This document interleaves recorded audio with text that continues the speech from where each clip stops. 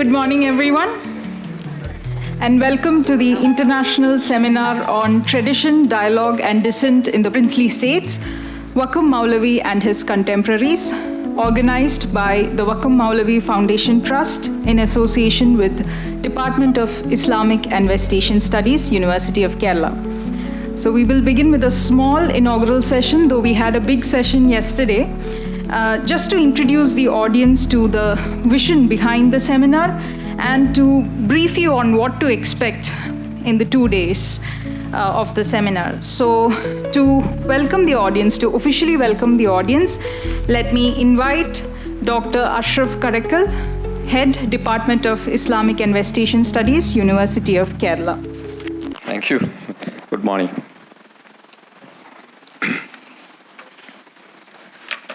Actually, we had a wonderful inaugural session yesterday evening. So this is the beginning of our academic session. It is indeed a privilege and honor to address you all all this morning at this international seminar on Vakkom Moulavi, jointly organized by Department of Islamic and West Asian Studies and Vakkom Moulavi Foundation Trust.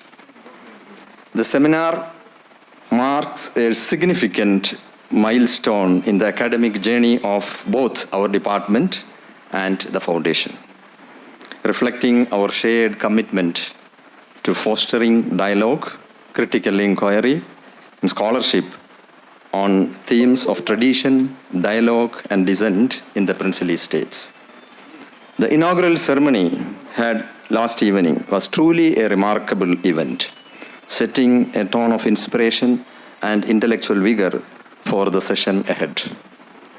I extend my heartfelt gratitude to all those who worked tirelessly to make it a grand success.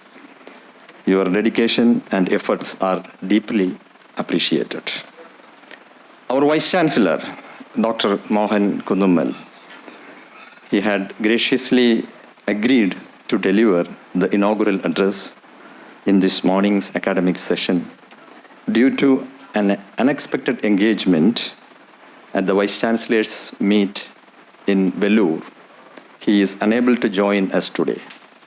In his absence, I take this opportunity to extend our sincere gratitude for his support and encouragement in making this seminar possible. This seminar has brought together our 16 eminent scholars, over 16 eminent scholars from institutions and prestigious and diverse as the University of Edinburgh to Pennsylvania, Jawaharlal Nehru University and to Mahatma Gandhi University. So this gathering of brilliant minds underscore the universal relevance and scholarly interest in the contributions and legacy of Vakkom Moulavi. Vakkom Moulavi, you all know, already being discussed, as those who specialize on Vakkom Moulavi's contribution and intellectual contribution, no need to elaborate on that aspect. He was an intellectual giant and reformer whose ideas continue to resonate in the contemporary discussion on social reform and intellectual freedom.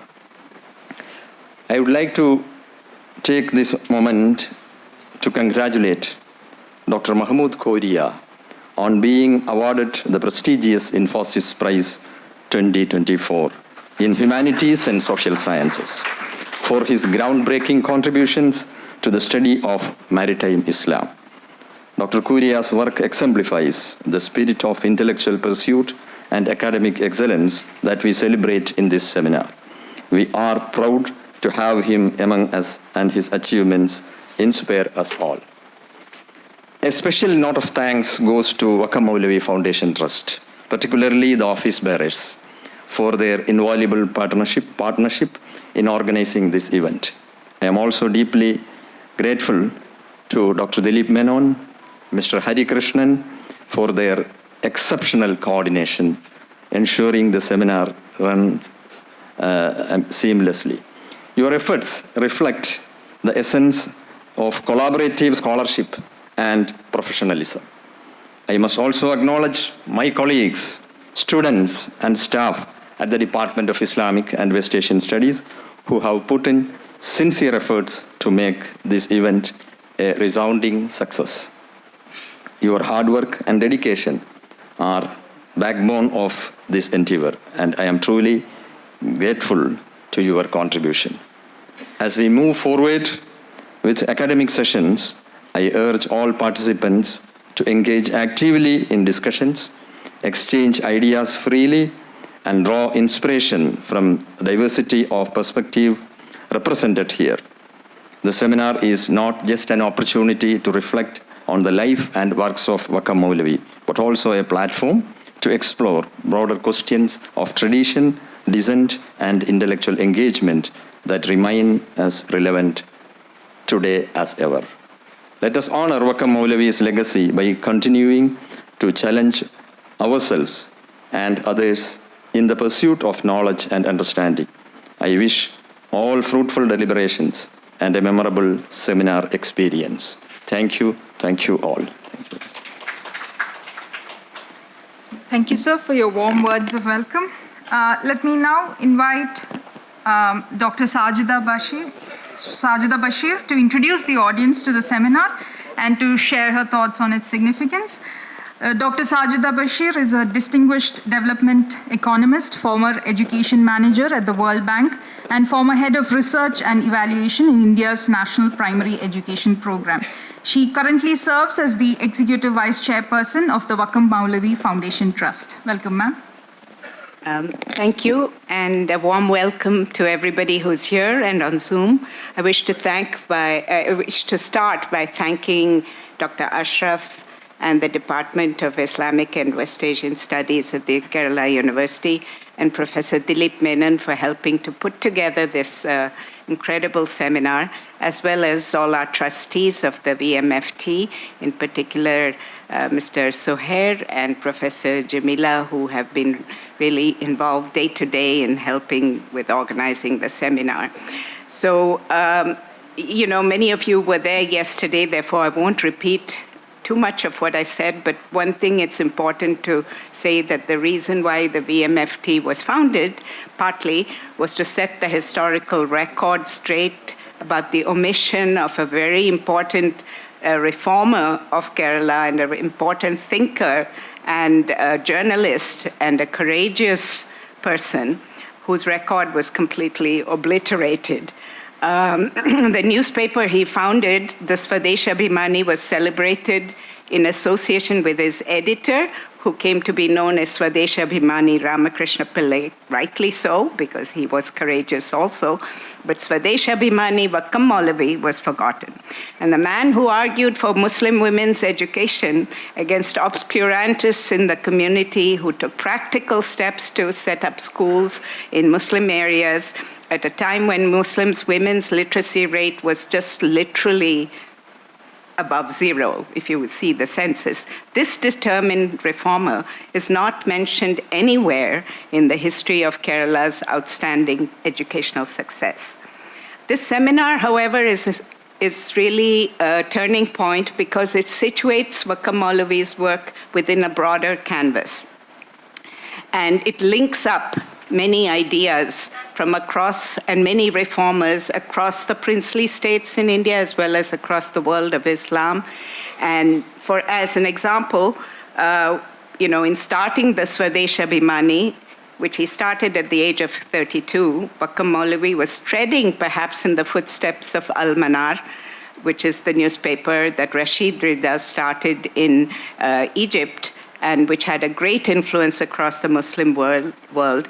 But this first newspaper of Vakkom Moulavi was not just an imitation of Al-Manar, nor did it have just translated articles of Al-Manar, which was often the case amongst many Islamic reformers, for instance, in Southeast Asia.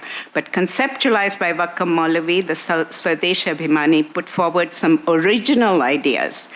relevant to the context of Travancore and Muslims in Travancore, but also the broader polity in Travancore, nascent ideas of citizenship and government accountability to the people, and the need for the people to be educated and well-informed to advance their own interests. And as I said yesterday, also this seminar explores one set of connections, but I hope future seminars will explore others also. For instance, the question of this period being a period of exile for many reformers, either intellectually or in practice, in the real world. For example, Maulana Barkatullah of Bhopal, who went to England, US, and Japan, and set up a newspaper there in Japan about Muslims and others fighting against the oppression of the British Empire, to Sun Yat-sen of China, and to the young unknown man called Nguyen Tan, who set sail in 1911 from Saigon as a cook's help to travel to Paris, New York, Russia, and China. For all these individuals, exile or travel to foreign lands was a means to bring about profound transformation at home. Vakkom Moulavi and his contemporaries in Travancore, I don't think they ever went outside Travancore, but they engaged with the ideas of outside. And suffice it to remember that this young man who set sail from Saigon set foot again in Vietnam only after 30 years, to be known as Ho Chi Minh in the years to come. So I invite you to join this exciting intellectual journey, and I hope a profoundly meaningful one, because through these presentations and papers, you will peep into the worlds of Kashmir, Rampur, Hyderabad, and many others to understand what motivated people, what they were concerned about, how they saw modernity, and how they saw tradition, how they wished to engage in dissent and dialogue. So I'm not a historian, never studied history as a subject, but I invariably read about history when I work on contemporary problems, and sometimes faced with the awkward question, what's your hobby? What do you like to do? In my younger days, I used to be embarrassed and hesitated to say reading history books for fear of being taken as a dreadful bore or an intellectual snob. But in this audience, I don't mind admitting that that was one of my hobbies and still is. Sometimes it's just fun, and I especially address the students here, it's just fun to fall down that much derided rabbit hole and explore those wonderlands and those battlegrounds of the past so that we can better understand the present. Thank you very much.